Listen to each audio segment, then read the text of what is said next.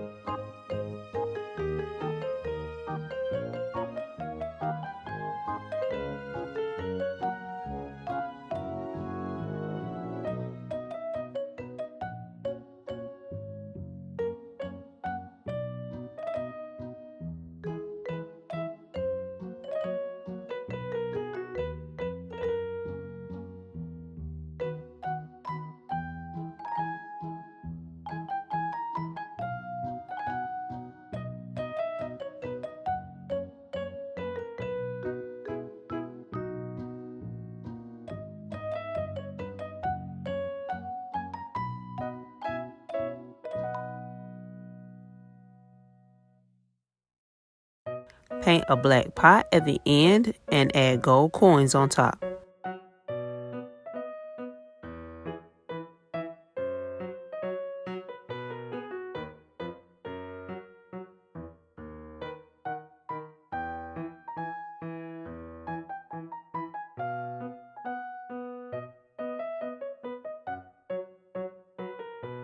Allow everything to dry and display your craft.